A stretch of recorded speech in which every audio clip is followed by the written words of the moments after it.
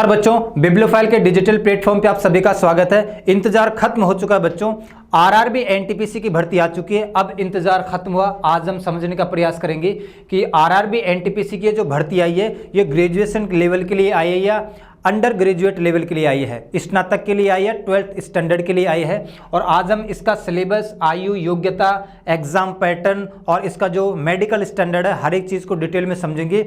और जो आपका टाइपिंग टेस्ट होता है उसको भी समझने का प्रयास करेंगे कि नंबर ऑफ वर्ड्स 1 मिनट में आपको कितने लिखने होते हैं। तो पहले मैं आपको ये बता देता हूँ कि 2 सप्ताह पहले, लगभग 2 सप्ताह पहले आरआरबी ने एक नोटिफिकेशन निकाला था। ये आरआरबी में बार बार क्यों बोल रहा हूँ, जैसे एसएससी की एग्जाम स्टाफ सिलेक्शन कमीशन करवाता है ना एसएससी, वैसे हमारे जो रेलवे की वैकेंसी है उसको करवाता है आरआरबी, रेलवे रिक्रूटमेंट बोर्ड। तो लगभग 2 सप्ताह पहले क्या हुआ है कि एक नोटिफिकेशन निकाला था रेलवे ने, और उसके अंदर हमें यह पता चला था कि रेलवे वैकेंसी निकालेगा, नौकरी निकालेगा। कितने पदों के लिए? 11,558 पदों के लिए। 11,558 पद कहाँ से होंगे? एक तो ग्रेजुएशन लेवल वाली पोस्ट होती है और एक अंडर ग्रेजुएट लेवल वाली पोस्ट होती है। ये स्नातक वाली है और ये 12th स्टैंडर्ड वाली है। और ग्रेजुएशन लेवल के लिए 8,113 पोस्ट निकाली है और अंडर ग्रेजुएट लेवल के लिए 12th स्टैंडर्ड के लिए 3,445 वैकेंसी निकाली है। तो टोटल 2 सप्ताह पहले जो नोटिफिकेशन निकाला था रेलवे ने उसमें 11,558 टोटल पोस्ट निकाली है। ग्रेजुएशन लेवल के लिए 8,113 पद हैं और अंडर ग्रेजुएट लेवल के लिए 3,445 पद आपके सामने लिखे हुए हैं। और यहां पर मैं आपको ये बता देता हूं कि अभी जो एग्जाम फॉर्म निकले हैं ना वो इसके निकले हैं ग्रेजुएट लेवल के। हुआ ये था कि ऐसे कयास लगाए जा रहे थे कि हाँ भाई दोनों के एक साथ ही लगभग फॉर्म फिलिंग होगी और दोनों को एक साथ फॉर्म भरा जाएगा, लेकिन रेलवे ने अभी अंडर ग्रेजुएट वाले को 12th स्टैंडर्ड वाली वैकेंसीज को होल्ड पे रखा है। उन्होंने जो नोटिफिकेशन निकाला उसमें ये कहा है कि आप ग्रेजुएट लेवल के लिए अप्लाई कर सकते हैं और ये आपके लिए सारी जानकारी है। हम जो आज डिटेल में समझेंगे वो ग्रेजुएट लेवल की वैकेंसीज के बारे में समझेंगे, इन 8,111 पदों के लिए समझेंगे। तो यहाँ पर लिखा हुआ भी है, यहाँ पर 8,113 पद ग्रेजुएट लेवल वाली वैकेंसी को हम समझने का प्रयास करेंगे। सबसे पहले देखो 2 नोटिस निकाले थे, एक तो CEN 5 और एक CEN 6, ये दोनों नोटिफिकेशन एक साथ निकाले थे। सेंट्रलाइज्ड एम्प्लॉयमेंट नोटिस 5 2024 ये ग्रेजुएट लेवल वाला है और सेंट्रलाइज्ड एम्प्लॉयमेंट नोटिस 6 नंबर का 2024 से अंडर ग्रेजुएट के लिए है। हम ग्रेजुएट लेवल की बात कर रहे हैं क्योंकि अभी जो फॉर्म फिलिंग चल रही है वो ग्रेजुएट लेवल की है, ठीक है। और कितने पद हैं? 8,113 पद इसमें टोटल है। सबसे पहले आप देखो 13 तारीख को पब्लिश किया गया था ग्रेजुएट लेवल का नोटिफिकेशन 8,113 पदों के लिए। एग्जाम के फॉर्म कब से भरे जा रहे हैं? 14 तारीख से। 14/9/2024 के एग्जाम फॉर्म भरे जा रहे हैं और एक कब तक भरे जाएंगे? 13/10 तक भरे जाएंगे, अगले महीने तक। मतलब 14 सितंबर से लेकर आप 13 अक्टूबर तक लगभग 1 महीने का टाइम है। आराम से आप फॉर्म भर लो और अभी से फॉर्म भरना स्टार्ट कर दो, आपको ज्यादा देरी नहीं करनी चाहिए। आप करेक्शन भी कर सकते हैं बेटा, अगले महीने में, अक्टूबर के महीने में 16 तारीख से लेकर 25 तारीख के बीच में अगर कुछ गलती हो जाती है तो आप करेक्शन भी कर सकते हैं। तो 1 महीने का टाइम है, आप आराम से फॉर्म फिल कर लोगे। अब बात करते हैं वैकेंसीज क्या क्या निकली है। वही एजुकेशनल जो क्वालिफिकेशन है वो आपकी एज काउंट होगी 1/1/2025 से, 1/1/2025 से आपकी एज काउंट होगी। वही SSC GD वाला प्रावधान है। पद कौन कौन से? चीफ कमर्शियल कम टिकट सुपरवाइजर का पद है, स्टेशन मास्टर का पद है, गुड्स ट्रेन मैनेजर का पद है, जूनियर अकाउंट टाइपिस्ट का पद है और सीनियर क्लर्क टाइपिस्ट का पद है। जो टिकट सुपरवाइजर है उसके कितने पद है? 1736 पद है, सबसे ज्यादा पद इसी के हैं। स्टेशन मास्टर के 994 पद है, गुड्स ट्रेन मैनेजर के 3,144 पद है, एक्चुअल में सबसे ज्यादा पद ये है।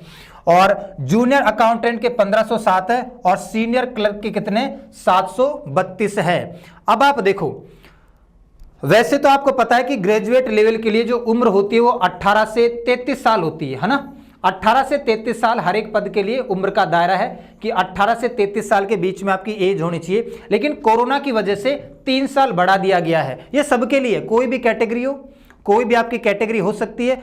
आप किसी भी कैटेगरी से आते हो, जनरल, OBC, ST, SC, सभी के लिए 3 साल सबके लिए बढ़ाया गया है। तो इसका जो एज हो गया वो कितना हो गया? 18 से 36। हर एक पद के लिए 18 से 36 की उम्र में यदि आप इस रेंज में आते हैं तो आप इसके लिए अप्लाई कर सकते हैं। और सबसे ज्यादा जो बढ़िया पद वो कौन सा रहता है, टिकट सुपरवाइजर का, क्योंकि इसका जो इनिशियल पे वो 35,000 से स्टार्ट होता है, फिर घटता जाता है। अब देखो यहाँ पर फिजिकल तो होता नहीं है, मेडिकल स्टैंडर्ड होता है। तो मेडिकल स्टैंडर्ड हर एक पोस्ट के लिए अलग अलग है। टिकट सुपरवाइजर के लिए B2 स्टैंडर्ड है, स्टेशन मास्टर के लिए A2 स्टैंडर्ड है, गुड्स ट्रेन मैनेजर के लिए A2 स्टैंडर्ड है, जूनियर अकाउंटेंट के लिए C2 स्टैंडर्ड है और सीनियर क्लर्क टाइपिस्ट के लिए C2 स्टैंडर्ड है। ये स्टैंडर्ड क्या क्या होते हैं अभी मैं आपको डिटेल में बताऊंगा। तो अभी तक हमें यह पता चलिए कि 5 प्रकार की पोस्ट निकली है। हर एक पोस्ट के लिए जो एज है वो है 18 से 36 साल। इस रेंज के बीच में तो आप अप्लाई कर सकते हैं। आपकी एज काउंट होगी 1/1/2025 से, ठीक है, 1/1/2025 तक आपकी एज इतनी हो जानी चाहिए। अगले साल 1 तारीख जनवरी का महीना, और 3 साल हब के लिए बढ़ाया गया है। और नंबर ऑफ वैकेंसी है, टोटल वैकेंसी कितनी है, 8,113 पद है। उसके बाद हम आगे चलते हैं कि एग्जाम की स्कीम क्या है, कैसे कैसे एग्जाम होगी। पहले तो आपके 2 टेस्ट होंगे, कंप्यूटर बेस्ड टेस्ट, है ना, स्टेज 1 और स्टेज 2। 2 कंप्यूटर बेस्ड टेस्ट आपको दिखाई देंगे, पहला और दूसरा। उसके बाद में कंप्यूटर एप्टीट्यूड टेस्ट होगा। कुछ पोस्ट के लिए कंप्यूटर एप्टीट्यूड टेस्ट है और कुछ पोस्ट के लिए टाइपिंग टेस्ट है। उसके बाद ये वाला होगा, और उसके बाद आपको पता है कि आपका मेडिकल और डॉक्यूमेंट वेरिफिकेशन है। तो पहले आपका क्या होगा, 2 स्टेज का ऑब्जेक्टिव पेपर होगा। उसके बाद में किसी पोस्ट के लिए कंप्यूटर एप्टीट्यूड टेस्ट होगा, किसी पोस्ट के लिए टाइपिंग टेस्ट होगा। उसके बाद में फिर क्या होगा, उसके बाद में आपका होगा मेडिकल स्टैंडर्ड, और मेडिकल स्टैंडर्ड के बाद में आपका डॉक्यूमेंट वेरिफिकेशन, और आपका सिलेक्शन हो जाएगा। अब देखो, कंप्यूटर एप्टीट्यूड टेस्ट किस पोस्ट के लिए है, स्टेशन मास्टर के लिए। केवल और केवल स्टेशन मास्टर, जो ये वाली पोस्ट है ना, स्टेशन मास्टर वाली पोस्ट के लिए कंप्यूटर एप्टीट्यूड टेस्ट होगा। कंप्यूटर की नॉलेज के बारे में आपसे जाना जाएगा। कंप्यूटर एप्टीट्यूड टेस्ट इसी के लिए है। फिर देखो, टाइपिंग टेस्ट किस किस के लिए होगा, सीनियर क्लर्क के लिए और जूनियर क्लर्क के लिए, ठीक है, सीनियर और जूनियर क्लर्क, ये रहा जूनियर और ये रहा सीनियर। इन दोनों पदों के लिए क्या होगा, टाइपिंग टेस्ट होगा, वो वाला जो आपको 25 शब्द लिखने पड़ते हैं हिंदी में और 30 शब्द लिखने पड़ते हैं अंग्रेजी में 1 मिनट के अंदर। तो इन दोनों पदों के लिए तो क्या होगा, टाइपिंग टेस्ट होगा। स्टेशन मास्टर के लिए क्या होगा, कंप्यूटर एप्टीट्यूड टेस्ट होगा। और जो ये वाले हैं, गुड्स ट्रेन मैनेजर और सीनियर टिकट सुपरवाइजर, है ना, इनके लिए आपको केवल और केवल 2 स्टेज का एग्जाम देना है, और उसके बाद में डॉक्यूमेंट वेरिफिकेशन के लिए और मेडिकल एग्जामिनेशन के लिए बुला लिया जाएगा। तो ये जो दोनों पद हैं, एक तो टिकट सुपरवाइजर का और एक ट्रेन मैनेजर का, इन दोनों पदों के लिए ना ही आपका कंप्यूटर एप्टीट्यूड टेस्ट होगा और ना ही आपका किसी प्रकार का टाइपिंग टेस्ट होगा। इन दोनों पदों की जब हम बात करते हैं तो इसके लिए आपको दोनों एग्जाम पास करनी है। दोनों एग्जाम पास करने के बाद आपको डॉक्यूमेंट वेरिफिकेशन के लिए और मेडिकल के लिए तुरंत बुला लिया जाएगा। इस बात का ध्यान रखना है आपको। इसके बाद हम आगे चलते हैं। देखो, पहली स्टेज होने के बाद, है ना, पहला जो पेपर होगा, पहली स्टेज का पेपर, उसमें 15 गुना बच्चे पास किए जाएंगे और दूसरी स्टेज के बाद 8 गुना बच्चे पास किए जाएंगे। मतलब जो पहला पेपर होगा कंप्यूटर बेस्ड, पहला जो पेपर होगा आपका ऑब्जेक्टिव पेपर, उसका जब रिजल्ट आएगा तो उसमें 15 गुना बच्चे पास करेंगे। मतलब आप ये मान लो कि जो 8,113 पोस्ट है, 8,113 पोस्ट, इनका 15 गुना बच्चे पास करेंगे। इतने बच्चे फिर दूसरे वाले टेस्ट में बैठेंगे, सेकंड स्टेज वाले कंप्यूटर बेस्ड टेस्ट के अंदर, जो आपका ऑब्जेक्टिव है। उसके बाद फिर 8 गुना बच्चे पास करेंगे। कितने? 8 गुना बच्चे पास करेंगे। और उसके बाद में फिर आपका टाइपिंग टेस्ट हो जाएगा या आपका कंप्यूटर बेस्ड टेस्ट हो जाएगा। तो पहली स्टेज के बाद तो 15 गुना बच्चे और दूसरे टेस्ट के बाद लगभग 8 गुना बच्चे पास करेंगे। और चाहे पहले स्टेज का CBT हो, दूसरे स्टेज का कंप्यूटर बेस्ड टेस्ट हो, है ना, दोनों के लिए नेगेटिव मार्किंग 1/3 रखी गई है। 3 क्वेश्चन गलत करते ही आपका 1 नंबर काट लिया जाएगा।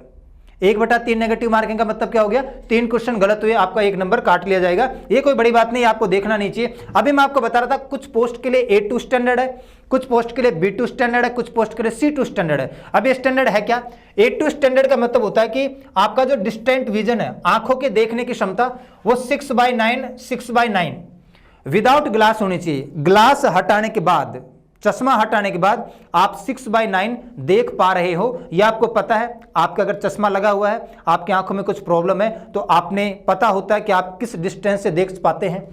A3 स्टैंडर्ड का मतलब होता है कि 6/9 इसमें चलेगा, आप ग्लास लगा के भी देख सकते हो और बिना ग्लास लगा के भी देख सकते हैं। यहां पर जरूरत नहीं है ग्लास बिल्कुल हटाने की, ग्लास लगा के या बिना लगाए आपको 6/9 दिखाई देना चाहिए, ठीक है। ये तो है दूर का विजन। और नजदीक का विजन क्या है? 0.0।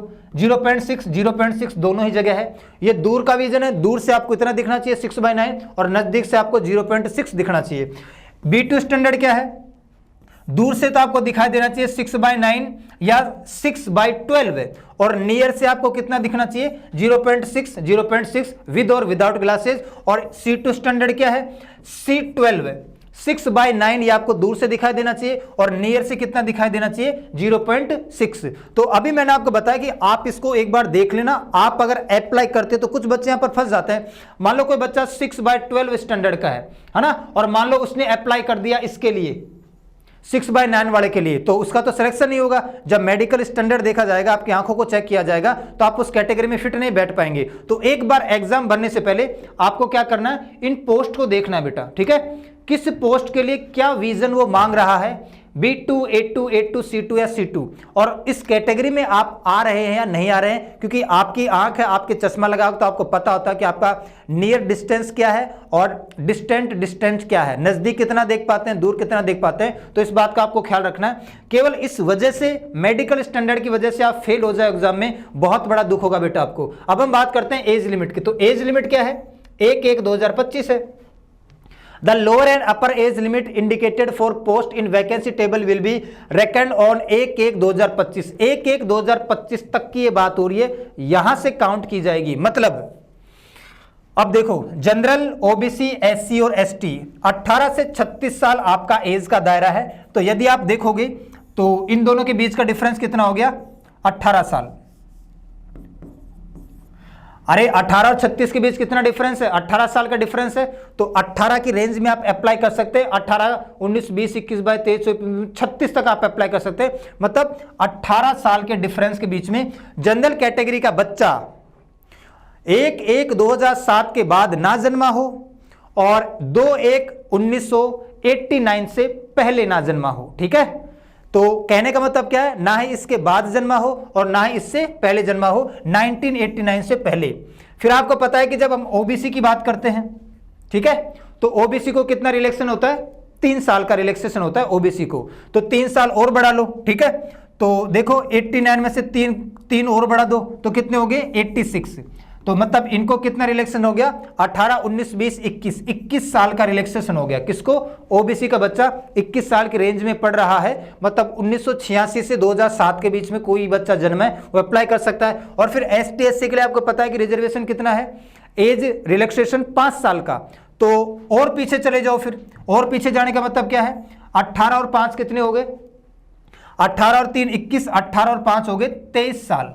मतलब SC ST का बच्चा 2/1/1984 से पहले जन्मा हो और 2007 के बाद ना जन्मा हो। तो जनरल कैटेगरी के बच्चे को ध्यान रखना है कि उसका जन्म 2/1/1989 से पहले ना हुआ हो। ओबीसी वाले बच्चे को ध्यान रखना है 3 साल का रिलैक्सेशन है, 86 तक किया गया है। और ST SC के बच्चे को फिर और 5 साल का रिजर्वेशन है, तो फिर ये 84 तक किया गया है। तो आप जानते हैं इस कैटेगरी के अंदर आप आ जाएंगे तो आप आराम से इसको कर पाएंगे। ग्रेजुएट लेवल की हम बात कर रहे हैं और रिलैक्सेशन का दायरा आपको पता है, ओबीसी के लिए 3 साल है, SC ST के लिए 5 साल है। एक्स सर्विसमैन जो है, एक्स सर्विसमैन यदि जनरल कैटेगरी से आ रहे हैं, ईडब्ल्यूएस से आ रहे हैं तो 3 साल, ओबीसी से आ रहे हैं 6 साल और ST SC से आ रहे हैं 8 साल। वैसे जो पीडब्ल्यूडी के कैंडिडेट है, फिजिकली डिस्टेबल्ड जो पर्सन है, उनके लिए जनरल से आ रहा है, ईडब्ल्यूएस से आ रहा है तो 10 साल, ओबीसी से आ रहा है तो 13 साल, ST SC से 15 साल। वैसे अदर सी और ग्रुप रेलवे के जो मेंबर्स होते हैं उनके लिए अदर क्वालिफिकेशन है, या आप आराम से पढ़ सकते हैं। आगे बढ़ते हैं। एजुकेशनल क्वालिफिकेशन ये कहती है कि भाई ये जो तारीख है, देखो ऑनलाइन रजिस्ट्रेशन की ये बात कर रहा है, ठीक है। एसएससी जीडी का जब मैंने आपको नोटिफिकेशन बताया था तो मैंने इसमें बताया था कि 1/1/2025 से पहले या इस तारीख तक आपका रिजल्ट आ जाना चाहिए, क्योंकि वो काउंट कर रहा था 1/1/2025। ये जो रेलवे बोर्ड है ना, ये ऐसा काउंट नहीं कर रहा। ये किस चीज को काउंट कर रहा है, आपकी एज, क्या एज लिमिट तो वो 1/1/2025 से काउंट कर रहा है, 25 तक ही काउंट कर रहा है। लेकिन वो जो आपकी एजुकेशनल क्वालिफिकेशन है, शिक्षा की क्वालिफिकेशन है ना, उसकी जब वो बात कर रहा है तो वो डेट दे रहा है कि क्लोजिंग डेट, ऑनलाइन रजिस्ट्रेशन की क्लोजिंग डेट देखो जरा। ऑनलाइन रजिस्ट्रेशन की यदि आप क्लोजिंग डेट देखोगे तो आपको यहां पर मिलेगी 13/10/2024। मतलब इस तारीख से पहले पहले आपका रिजल्ट आ जाना चाहिए, इस तारीख से पहले पहले आपका रिजल्ट आ जाना चाहिए। एसएससी जीडी में याद करो, मैंने आपको बताया था कि भाई चाहे वो एज लिमिट हो और चाहे वो एजुकेशनल क्वालिफिकेशन हो, 1/1/2025 दोनों में है कि आपकी एज 1/1/2025 से काउंट होगी, और दूसरा एजुकेशनल क्वालिफिकेशन भी ये कि भाई 1/1/2025 तक आपके पास आपका रिजल्ट आ जाना चाहिए 10वीं क्लास का। लेकिन यहां पर दोनों में अंतर है, यहां पर जब एज की बात हो रही है तो एज के लिए तो 1/1/2025 से काउंट कर रहा है, लेकिन जब ये बात कर रहा है एजुकेशनल क्वालिफिकेशन की, आपकी एजुकेशनल क्वालिफिकेशन का मतलब आपका ग्रेजुएशन, आप ग्रेजुएशन कब तक कर चुके हो, मतलब उसका रिजल्ट कब तक आ जाए, वो 1/1/2025 को कंसिडर नहीं कर रहा, वो कंसिडर कर रहा है एग्जाम की क्लोजिंग डेट को, फॉर्म फिलिंग की क्लोजिंग डेट को, कि जब तक क्लोजिंग ऑफ ऑनलाइन रजिस्ट्रेशन, जब आपका ऑनलाइन रजिस्ट्रेशन की क्लोजिंग डेट है 13/10/2024 तक आपके पास रिजल्ट आ जाना चाहिए। मार्कशीट भले बाद में आ जाए वो एक अलग बात है, तो रिजल्ट आपका क्लोजिंग डेट तक आ जाना चाहिए। इसके बाद यदि आपका रिजल्ट आ रहा है ना तो फिर आप अप्लाई मत करना, कोई मतलब नहीं है इस बात का, ठीक है। तो समझ में आया होगा आपको जो मैंने बताया है, समझ में आ गया। तो ऑनलाइन रजिस्ट्रेशन की जो क्लोजिंग डेट है ना वही काउंट की जाएगी। अब हम बात करते हैं कि भाई एग्जामिनेशन की फीस क्या है। जब हम फीस की बात करते हैं तो 500 रुपए फीस है बेटा। कितनी है? 500 रुपए। किसके लिए? जनरल के लिए और ओबीसी के लिए। ये जो दोनों बड़े कैटेगरी है, जनरल और ओबीसी कैटेगरी के लिए 500 रुपए फीस है। इसके अलावा जो पीडब्ल्यूडी के कैंडिडेट है, फिजिकली डिसेबल्ड है, जो फीमेल है, फीमेल चाहे किसी भी कैटेगरी की हो, जनरल, ओबीसी, एससी, एसटी, सभी फीमेल्स के लिए फ्री है, मतलब फ्री नहीं है, आधा कर दिया गया है 250।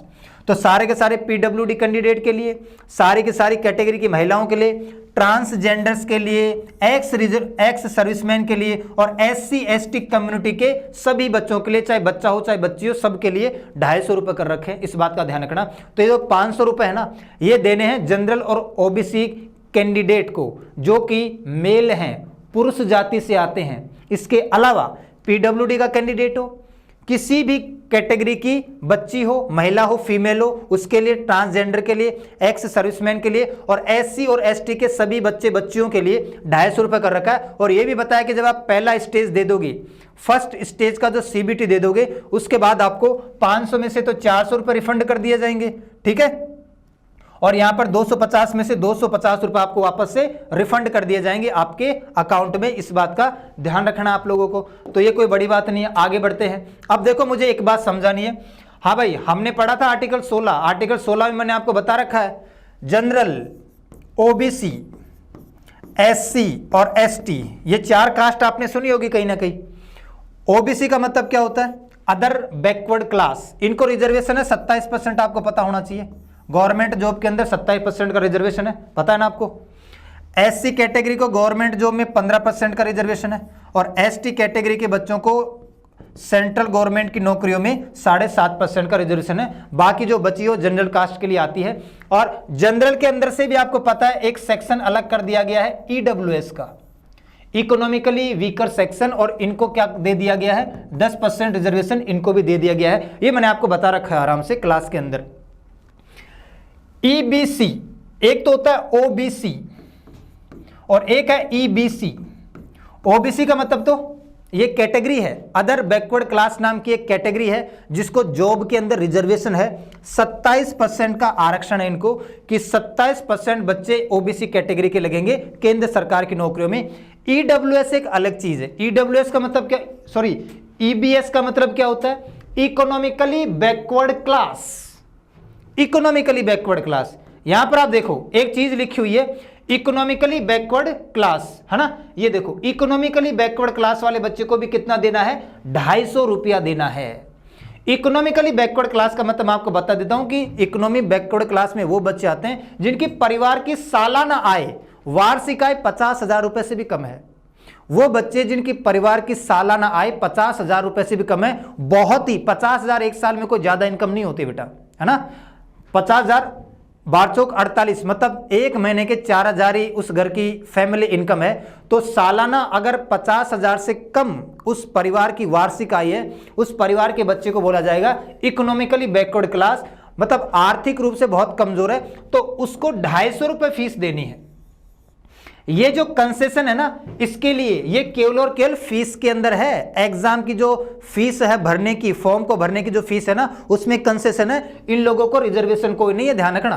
कहने का मतलब ये है, रिजर्वेशन ओबीसी के बच्चों को, अदर बैकवर्ड क्लास 27% रिजर्वेशन केंद्र सरकार की नौकरियों में। ईबीएस इकोनॉमिकली बैकवर्ड क्लास का मतलब होता है कि बहुत ही आर्थिक रूप से कमजोर बच्चा, चाहे वो जनरल का हो, चाहे वो एससी का हो, चाहे वो एसटी का हो, चाहे वो ओबीसी का हो, किसी भी कैटेगरी का हो सकता है। उसके परिवार की आय 50,000 रुपए से कम है तो मतलब वो आर्थिक रूप से बहुत कमजोर है। मैं यहां पर जॉब रिजर्वेशन की बात नहीं कर रहा, मैं यहां पर एक रहा हूं कि बहुत ज्यादा कमजोर है, इसलिए उसको कितने देने हैं, 250 रुपए देने हैं। तो आप इन दोनों शब्दों में कंफ्यूज मत होना, मैं ये कहना चाह रहा हूं। और बात करते हैं ईडब्ल्यूएस की, तो ईडब्ल्यूएस के बारे में आप जानते हैं, ईडब्ल्यूएस का मतलब क्या होता है? जनरल कैटेगरी के अंदर ही जो आर्थिक रूप से कमजोर परिवार है उसको क्या दिया गया है? रिजर्वेशन दिया गया है 10%।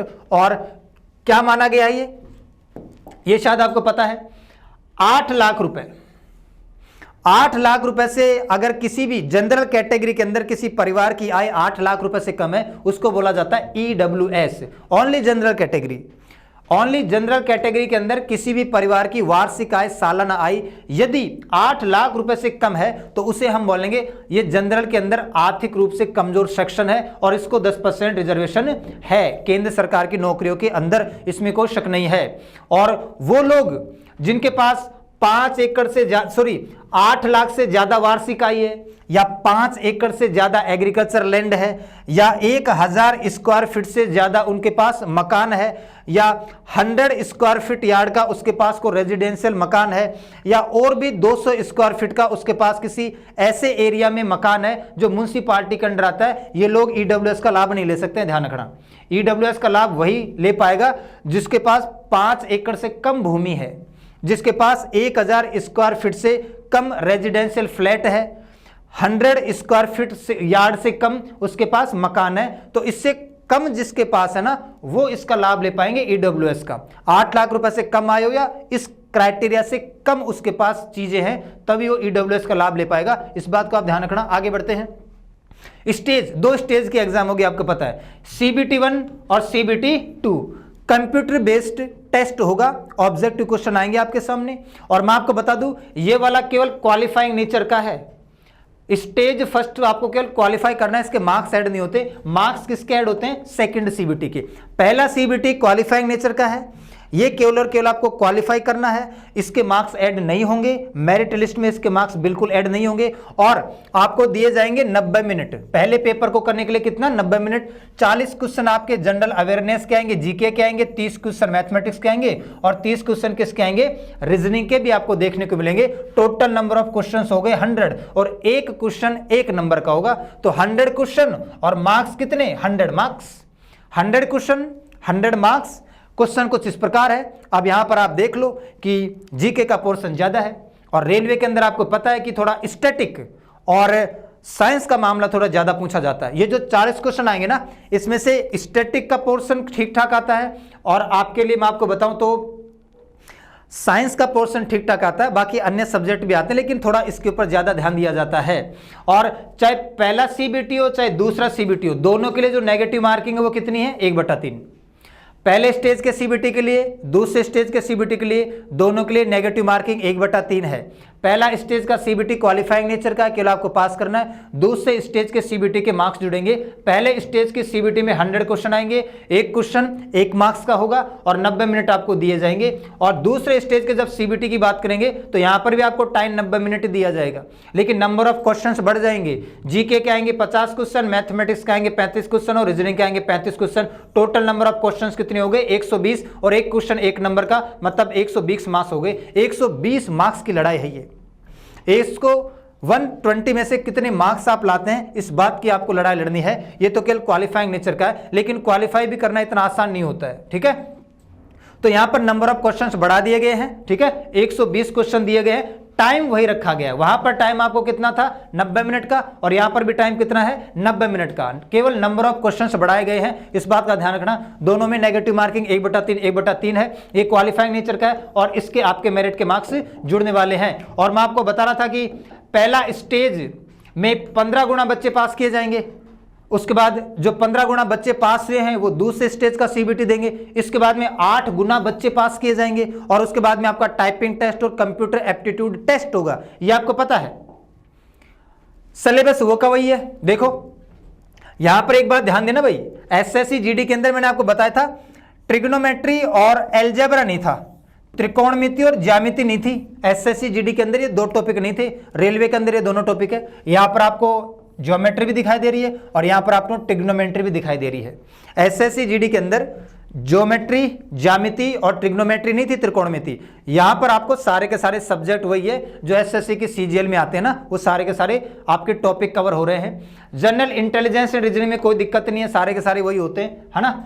जनरल अवेयरनेस की जब बात करते हैं तो ज्यादा फोकस ये किस पे करता है, ये ज्यादा फोकस करता है स्टैटिक के ऊपर, ये ज्यादा फोकस करता है किसके ऊपर, करंट अफेयर के ऊपर। ये ज्यादा फोकस किसके ऊपर करता है, साइंस के ऊपर। इस बात का आप ध्यान रखना। आपको स्टैटिक के 5-6 क्वेश्चन दिखाई देंगे लगभग, यहां पर आपको करंट के 5-6 क्वेश्चन दिखाई देंगे, यहां पर कम से कम 10 से 12 क्वेश्चन आपको साइंस के दिखाई देंगे यहां पर। इसके अलावा जो बचे हैं ना, उसमें आपका पॉलिटी, हिस्ट्री, ज्योग्राफी, इकोनॉमिक्स वगैरह आ जाएगा, ठीक है। तो जीके का बहुत बड़ा रोल है रेलवे को निकालने के। जिस बच्चे की जीके पर अच्छी खासी पकड़ है ना, वो बच्चा आराम से इस एग्जाम को क्वालिफाई कर लेगा, क्योंकि मैथ और रीजनिंग के तो क्वेश्चन कम है। और ये आप मत सोचो कि केवल जीके पढ़ के हो जाएगा, मैथ और रीजनिंग की आपको ठीक ठाक पढ़नी पड़ेगी। तो इस बात का ध्यान रखना। और मिनिमम परसेंटेज, चाहे सीबीटी 1 हो चाहे सीबीटी 2 हो, पहले स्टेज का सीबीटी हो दूसरे स्टेज का सीबीटी हो, टोटल मार्क्स का जनरल कैटेगरी को 40% मार्क्स लाना है, ईडब्ल्यूएस कैटेगरी को 40% मार्क्स लाना है, ओबीसी कैटेगरी को 30% मार्क्स लाना है, एससी कैटेगरी को 30% और एसटी कैटेगरी को 25% मार्क्स लाना है। और these percentage may be relaxed by two marks for PWD. जो पीडब्ल्यूडी का बच्चा है, जो फिजिकली डिसेबल्ड है, उसका शरीर में किसी प्रकार की दिव्यांगता है, उस बच्चे के लिए 2 मार्क्स एक्स्ट्रा दिए गए हैं। कि भाई मान लो कि कोई, जैसे मान लो कि जनरल कैटेगरी में कोई बच्चा है, कितना, जनरल कैटेगरी के अंदर कोई बच्चा है और वो 40% मार्क्स ले आया, 40% कर लो, 100 का 40%, सीबीटी 1 मान लेते हैं, 40 नंबर हो गए, तो उसके कितने नंबर कर दिए जाएंगे, 42 नंबर कर दिए जाएंगे। तो यहां पर साफ साफ लिख रहा है परसेंटेज मार्क्स फॉर एलिजिबिलिटी में be relaxed by 2 marks for PWD candidate. उसके 2 मार्क्स बढ़ा दिए जाएंगे क्योंकि वो पीडब्ल्यूडी का कैंडिडेट है। हर एक कैटेगरी के अंदर, जिस भी कैटेगरी में जो पीडब्ल्यूडी का बच्चा पढ़ रहा है, उसके 2 मार्क्स बढ़ा दिए जाएंगे, जितना भी वो मार्क्स लेके आएगा उसके बाद।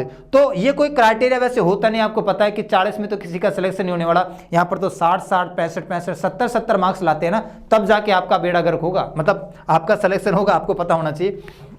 आगे बढ़ते हैं। Normalized marks scored by the candidate in second CBT shall be used for short listing. केवल जो दूसरे स्टेज का आपका एग्जाम होगा ऑब्जेक्टिव पेपर वाला, उसके मार्क्स ऐड होंगे। पहला आपका केवल क्वालिफाइंग मार्क्स है, ठीक है। फॉर द, अब देखो सेकंड स्टेज में जो बच्चे क्वालिफाई कर जाएंगे, मतलब सेकंड स्टेज देने के बाद जिन बच्चों का नंबर आएगा, उनको फिर बुलाया जाएगा किसके लिए, टाइपिंग टेस्ट के लिए और कंप्यूटर बेस्ड एप्टीट्यूड टेस्ट के लिए। आपको पता है कि स्टेशन मास्टर के लिए कंप्यूटर बेस्ड एप्टीट्यूड टेस्ट होगा, और दोनों जो सीनियर और जूनियर क्लर्क है उनके लिए आपका क्या होगा, टाइपिंग टेस्ट होगा। टाइपिंग टेस्ट मतलब आपको बटन दबाने हैं कंप्यूटर के, जो आपको मिलेगा कीबोर्ड। और कंप्यूटर एप्टीट्यूड का मतलब यह है कि आपको इसकी जानकारी होनी चाहिए, कंप्यूटर की नॉलेज होनी चाहिए, कंप्यूटर से संबंधित आपसे चीजें पूछी जाएगी। तो स्टेशन मास्टर के लिए आपको कंप्यूटर बेस्ड टेस्ट के लिए बुला लिया जाएगा, और सीनियर जूनियर क्लर्क के लिए आपको टाइपिंग टेस्ट के लिए बुलाया जाएगा। और जो दोनों जो पोस्ट बची इसके अलावा, गुड्स मैनेजर की और टिकट सुपरवाइजर की, उसके लिए फिर आपको डायरेक्ट मेडिकल के लिए, डॉक्यूमेंट वेरिफिकेशन के लिए बुला लिया जाएगा। इन पोस्ट के लिए, इनको देने के बाद आपको डॉक्यूमेंट वेरिफिकेशन और मेडिकल स्टैंडर्ड के लिए बुला दिया जाएगा। इसमें एक स्टेज और आ जाएगी, ठीक है। उसके बाद हम आगे चलते हैं। और ये जो कंप्यूटर बेस्ड एप्टीट्यूड टेस्ट है, ये भी क्वालिफाइंग नेचर का है बच्चों, ये क्वालिफाइंग नेचर का है। आपको 42 मार्क्स लाने हैं इसके अंदर। कितने लाने हैं, 42 मार्क्स लाने। ये क्वालिफाइंग नेचर का जो कंप्यूटर बेस्ड एप्टीट्यूड टेस्ट होगा। किस पोस्ट के लिए कंप्यूटर बेस्ड एप्टीट्यूड टेस्ट होगा, स्टेशन मास्टर के लिए। देखो स्टेशन मास्टर वाले पोस्ट के लिए कंप्यूटर बेस्ड एप्टीट्यूड टेस्ट है। तो सीबीटी 1 देने के बाद, दूसरा देने के बाद, जो स्टेशन मास्टर वाले बच्चे हैं उनको बुला लिया जाएगा कंप्यूटर बेस्ड एप्टीट्यूड टेस्ट के लिए। इसके लिए क्वालिफाइंग मार्क्स 42 है, ये पास होगा तो फिर इसको डॉक्यूमेंट वेरिफिकेशन के लिए बुला लिया जाएगा, ठीक है। जो सीनियर और जूनियर क्लर्क है, सीनियर और जूनियर क्लर्क में क्या होगा, पहला सीबीटी देने के बाद, दूसरा सीबीटी देने के बाद आपको टाइपिंग टेस्ट के लिए बुला लिया जाएगा। टाइपिंग टेस्ट का भी क्राइटेरिया मैं आपको बताता हूं। टाइपिंग टेस्ट पास करने के बाद आपको डॉक्यूमेंट वेरिफिकेशन और मेडिकल के लिए बुला दिया जाएगा।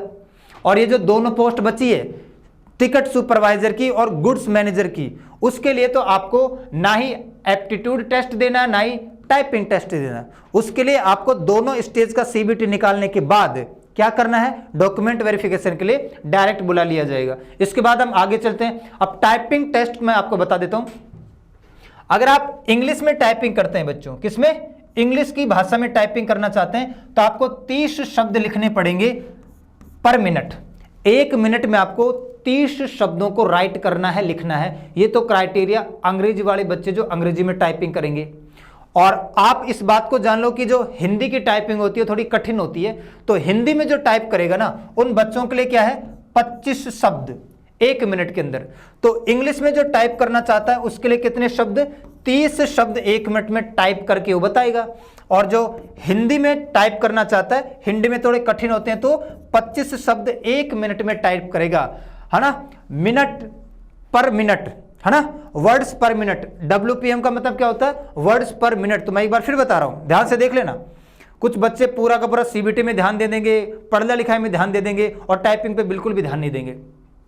अभी खैर आपको ध्यान नहीं देना, लेकिन पहला स्टेज यदि आपका निकल जाता है और दूसरे स्टेज की जैसे आप एग्जाम देते हो, दूसरे स्टेज के एग्जाम देते ही आपको टाइपिंग टेस्ट करने लग जाना। मैं आपको बता देता हूं, बहुत सारे ऐसे इंस्टीट्यूट के बच्चे हैं जो इस वजह से रह गए हैं कि उनकी स्पीड नीचे टाइप नहीं कर पाए। वो सीबीटी तो उन्होंने निकाल लिया, है ना, रिटन टेस्ट तो उन्होंने निकाल लिया। तो इस बात का ध्यान रखना, 30 शब्द, मैं तो कहता हूं कि 30 की जगह आप 32-35 की प्रैक्टिस करो, 25 की जगह आप 30-30 की प्रैक्टिस करो। आपको तो अपने आप को बेस्ट दिखाना है, इस बात का आपको ध्यान रखना है और एक्यूरेसी के साथ करना है।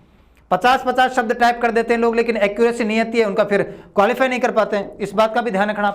आगे चलते हैं। डॉक्यूमेंट वेरिफिकेशन के लिए आपको बुला लिया जाएगा, किसके बाद, डॉक्यूमेंट वेरिफिकेशन के लिए आपको बुला लिया जाएगा पहला सीबीटी देने के बाद, दूसरा सीबीटी देने के बाद, टाइपिंग टेस्ट या कंप्यूटर बेस्ड एप्टीट्यूड टेस्ट के बाद आपको डॉक्यूमेंट वेरिफिकेशन के लिए बुला लिया जाएगा। ये चौथी स्टेज आप ये मान सकते हैं। और देख लो, अभी मैं आपको बता रहा था, सीनियर और जूनियर टाइपिस्ट के लिए तो आपको टाइपिंग टेस्ट लिया जाएगा 30 शब्दों का और 25 शब्दों का पर मिनट। स्टेशन मास्टर के लिए टाइपिंग टेस्ट नहीं होता, स्टेशन मास्टर के लिए कंप्यूटर बेस्ड टेस्ट होगा। और ये जो दोनों पोस्ट है ना, इनके लिए किसी प्रकार का कोई टेस्ट नहीं है। ये तो दोनों सीबीटी निकालने के बाद आपको डायरेक्ट डॉक्यूमेंट वेरिफिकेशन के लिए बुला लिया जाएगा। ST/SC, अगर कोई बच्चा फॉर्म फिल करते वक्त इस बात को चुनता है रेल में ट्रेवल करने के लिए फ्री ट्रेवल करने दिया जाए, और ये SC और ST बच्चों के लिए है, जो भी अनुसूचित जाति और अनुसूचित जनजाति कैटेगरी से जो बच्चे आते हैं, और अगर वो फॉर्म फिल करते वक्त एक ऑप्शन आता है रेलवे में फ्री यात्रा करना चाहते हैं, जब आपका पेपर लगेगा, जब आप पेपर देने जाओगे तो आपकी फ्री यात्रा लगेगी, तो उसके लिए आपको अपना एक SC/ST का अपना सर्टिफिकेट अपलोड करना पड़ेगा। बच्चों इस बात का ध्यान रखना, वो आपसे एक सर्टिफिकेट अपलोड करवाएगा यदि आप इस ऑप्शन को चुनते हैं कि साहब हम रेलवे में फ्री यात्रा करना चाहते हैं और फ्री यात्रा करके फिर एग्जाम दे के आएंगे, हमारा पैसा नहीं लगना चाहिए। जब हम एग्जाम देने जाएंगे और रेलवे के माध्यम से जाना चाहेंगे तो उन बच्चों को फिर 50 KB से 100 KB के बीच में एक स्कैन्ड कॉपी, आपको पता है कि फोटो भी स्कैन होती है, सिग्नेचर भी स्कैन होता है, वैसे आप SC/ST का डॉक्यूमेंट क्या कर लेंगे, स्कैन कर लेंगे। जब आप इस ऑप्शन को चूज करोगे ना, तब वो आपसे वहां पर आपके सर्टिफिकेट की कॉपी स्कैन करवा के अपलोड करवाने के लिए मांगेगा। तो ऐसा भी आप कर सकते हैं जो SC और ST के बच्चे हैं, इन्हीं के लिए, बाकी के लिए नहीं है। अब बात करते हैं सबसे बड़ा प्रश्न, सर कौन से जोन से भरें, जोन तो बताओ हमें, कौन से जोन से भर ले हम। और सारे के सारे बच्चे कोलकाता को लेके बैठ गए हैं, क्योंकि सबसे ज्यादा जो वैकेंसी निकली है 8113 में से सबसे ज्यादा वैकेंसी कहां से निकली है, कोलकाता जोन से 1382 वैकेंसी निकली है। हर बच्चा कोलकाता जोन को भरेगा, तो आप मुझे बताओ क्या कंपटीशन आसमान को नहीं छुएगा?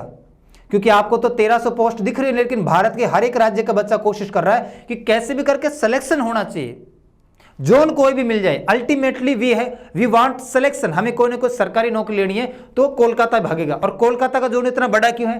क्योंकि आपको समझ में आ जाना चाहिए बच्चों की, इधर आपकी 7 सिस्टर पड़ जाती है। 7 सिस्टर का मतलब आप क्या समझते हैं? सिक्किम, अरुणाचल प्रदेश, नागालैंड, मणिपुर, मिजोरम, त्रिपुरा, मेघालय और असम। इसका जो रूट है वो कोलकाता के जोन से होता हुआ जाता है सारा का सारा। इस वजह से जोन इतना बड़ा है। और इधर भी बहुत ही कंजस्टेड एरिया, आपको पता है बंगाल, बिहार, उड़ीसा, झारखंड पूरा का पूरा पॉपुलेटेड एरिया है, इस वजह से जोन सबसे बड़ा है और इस वजह से सबसे ज़्यादा वैकेंसी आई है। अब अपने जो राजस्थान वाले बच्चे हैं इनके पास क्या ऑप्शन है, वो तो कोलकाता इतनी दूर जाएंगे नहीं। अपने राजस्थान का जो अजमेर जोन है ना, उसके लिए 132 पोस्ट निकाली है, 132, बहुत ही कम पोस्ट है। राजस्थान एक बड़ा राज्य है और हर बच्चा नौकरी लेना चाहता है और राजस्थान का बच्चा कोशिश करेगा कि यदि मेरी रेलवे में नौकरी लगे तो मेरे अजमेर जोन में ही लगे, यही मैं जिंदगी निकालना चाहूंगा। लेकिन पोस्ट है 132। अब देखो, हर एक बच्चा यदि राजस्थान से बाहर जोन में लगाना चाहेगा तो फिर राजस्थान में तो बच्चे लगाएंगे नहीं पेपर, तो राजस्थान की कट ऑफ कम जाएगी।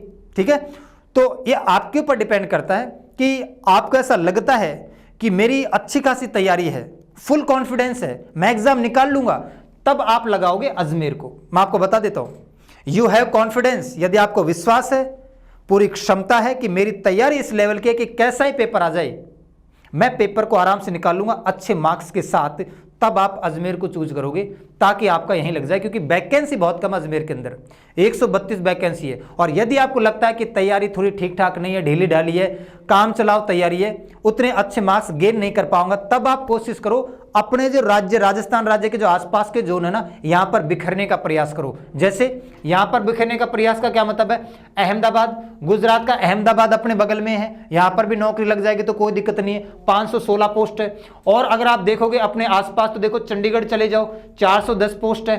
ठीक है, और अगर आसपास देखोगे तो गुवाहाटी को देखो, 516 पोस्ट आपको दिख जाएगी। ठीक है, और आप देखो तो मुंबई को देखो, 827 दिख जाएगी। तो चाहे वो मुंबई हो, गुवाहाटी हो, चंडीगढ़ हो या अहमदाबाद हो, इसमें से किसी को आप चूज कर सकते हैं, क्योंकि यहां पर नंबर ऑफ पोस्ट ज्यादा है, यह आपको देखना पड़ेगा। तो कोलकाता ना जाओ, कोलकाता जाने का कोई रीजन बनता नहीं है, क्योंकि कोलकाता जाने के लिए पूरा का पूरा देश भरा पड़ा है। तो थोड़ा अच्छे तरीके से सोचो कि आपको फुल कॉन्फिडेंस है, अच्छी तैयारी है, कैसा भी पेपर आ जाए आपको पेपर को फाड़ने की क्षमता है, तो आप अजमेर को चूज करो। चाहे पोस्ट 132 है, लेकिन आपको आपका जोन मिलेगा। लेकिन यदि आपकी तैयारी थोड़ी कम है, आपको थोड़ा विश्वास कम है अपने ऊपर, तो आप कोशिश कर सकते हैं कि अब अपने राजस्थान राज्य के जो आसपास के जोन है ना, वहां पर आप जाओ, वहां से आप लगा दो। आप अहमदाबाद से लगा सकते हैं, आप चंडीगढ़ से लगा सकते हैं, आप मुंबई से लगा सकते हैं, आप गुवाहाटी से लगा सकते हैं कि नहीं लगा सकते हैं। तो जोन अपने हिसाब से आप देख लेना। मैंने आपको बता दिया कि किस बात को लेकर आप जोन को भरोगे, इस बात को लेकर नहीं भरोगे कि कोलकाता में 1300 से ज्यादा वैकेंसी है तो कोलकाता चल निकल पड़ते हैं। और देखो भाई, सरकार ने कहा कि ग्रेजुएशन लेवल की तो हमने निकाल दी है, दोनों का नोटिफिकेशन तो बच्चों एक साथ ही आया था। 8113 पद ग्रेजुएशन लेवल के निकाले थे और 3445 अंडर ग्रेजुएट लेवल के 12th स्टैंडर्ड के निकाले थे। 3 साल के एज रिलैक्सेशन सबको है, कोरोना की वजह से दोनों के अंदर ही है ये। ठीक है, दोनों के अंदर ही, ग्रेजुएशन के अंदर भी और इसके अंदर भी, इस बात का आपको ध्यान रखना है। ठीक है, तो मैं आपको यह बताना चाहता हूं कि अभी तो ग्रेजुएशन लेवल की आई है और संभावना बढ़ने की है, क्योंकि 11,558 वैकेंसी मुझे कम लग रही है।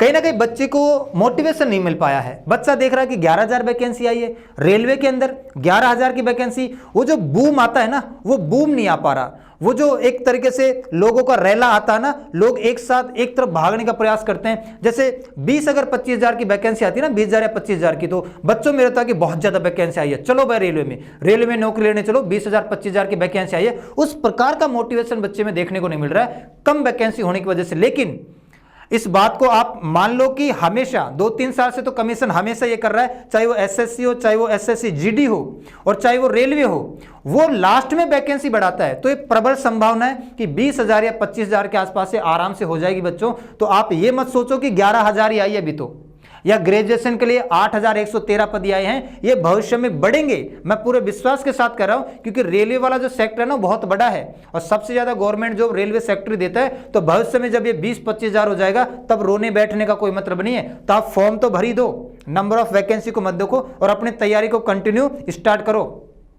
और कोशिश करोगे इसमें से एक पोस्ट आपकी होनी ही चाहिए। तो ये मैंने आपको सारा का सारा जो एनटीपीसी की भर्ती नहीं है, नॉन टेक्निकल पॉपुलर कैटेगरी के लिए ग्रेजुएशन लेवल वाली, उसका जो नोटिफिकेशन आया, उसके जो एग्जाम फॉर्म फिलिंग है और उसके जो विभिन्न प्रकार के क्राइटेरिया है, सिलेबस, आयु, एज, हर एक चीज मैंने आपको बता दी है। एक विशेष बात ये ध्यान रखना, क्योंकि एसएससी जीडी के अंदर जो आपका एजुकेशनल क्वालिफिकेशन हो 1/1/2025 तक काउंट हो रहा है, लेकिन यहां पर जो फॉर्म की लास्ट डेट है उस तारीख तक आपका क्या आ जाना चाहिए, रिजल्ट आ जाना चाहिए 13/10/2024 तक, अक्टूबर की 13 तारीख तक रिजल्ट आ जाए। इसके बाद यदि आपका रिजल्ट आ रहा है ना, तब आपको अप्लाई करने की कोई जरूरत नहीं है, फिर आपका वो एग्जाम का जो है ना फॉर्म फिलिंग है ना वो कैंसिल हो जाएगी।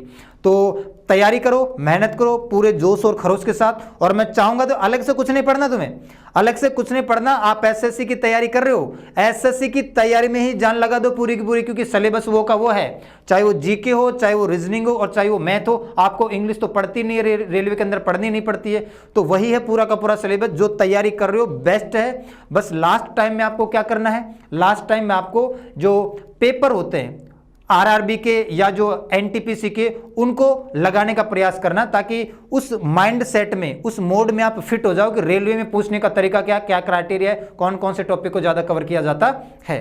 तो आज के लिए इतना ही करते हैं, मिलते हैं नेक्स्ट क्लास में, तब तक के लिए सभी को धन्यवाद।